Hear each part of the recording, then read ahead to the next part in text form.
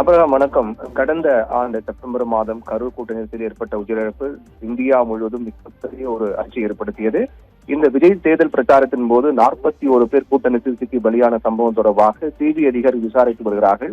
ஏற்கனவே இந்த வழக்கு தொடர்பாக 2 முறை சிபிஐ அலுவலகத்தில் விஜய் நேரில் ஆஜராகி விளக்கம் அளித்திருந்தார்.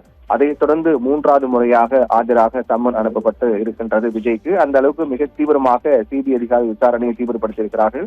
இந்த நிலையில் தான் கரூர் உயிரிழப்பு சம்பவம் தொடர்பாக முன்னாள் அமைச்சர் செந்தில் பாலாஜிக்கு சிபிஐ தரப்பில் சம்மன் அனுப்பப்பட்டு அவர் நேரில் ஆஜராக வேண்டும் என்று தெரிவிக்கப்பட்டிருந்தது.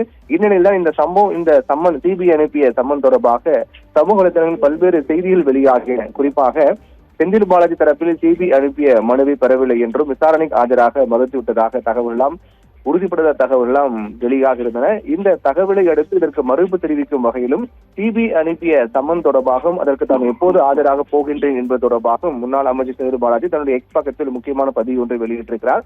அதில் கரூர் துயர சம்பவம் தொடர்பாக சிபிஐ சம்மன் அனுப்பியது குறித்து முன்னுக்கு பின் முரணாக சில ஊடகங்களில் தகவல்கள் வெளியாகி இருக்கின்றன என்றும் வருகின்ற மார்ச் 17ஆம் தேதி அன்று நேரில் வந்து விளக்கம் அளிக்குமாறு சிபிஐ அனுப்பிய சம்மன் அடிப்படையில் அவர்களது கேள்விகளுக்கு நேரில் சென்று உரிய விளக்கங்களை அளிக்க உள்ளேன். வருகின்ற 17ஆம் தேதி அன்று நேரில் ஆஜராக சிபிஐ சம்மன் அனுப்பியிருக்கிறது. அந்த அடிப்படையில் சிபிஐ அலுவலகத்துக்கு நேரில் சென்று விளக்கம் அளிக்க உள்ளேன் என்று முன்னாள் அமைச்சர் செந்தில் பாலாஜி தன்னுடைய எக்ஸ் பக்கத்தில் அதிகாரப்பூர்வமாக தெரிவித்திருக்கிறார்.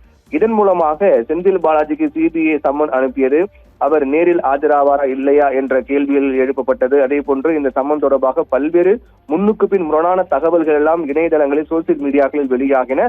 அதற்கு முற்றுப்புள்ளி வைக்கும் வகையிலும் தான் ஏற்கனவே முடிவு செய்துவிட்டதன் அடிப்படையில் வருகின்ற 17ஆம் தேதி சிபிஐ அனுப்பிய சம்மன் அடிப்படையில் நேரில் சென்று ஆஜராகி விளக்கம் அளிக்க உள்ளேன். அதன் காரணமாக இந்த சம்மன் தொடர்பாகவும் முன்னுக்கு பின் முரணான தகவல்கள் எதுவும் உண்மை இல்லை என்ற அடிப்படையில் அந்த தகவலுக்கு முற்றுப்புள்ளி வைக்கும் விதமாக செந்தில் பாலாஜி வெளியிட்டிருக்கும் பதிவில் கூறப்பட்டிருக்கின்றது.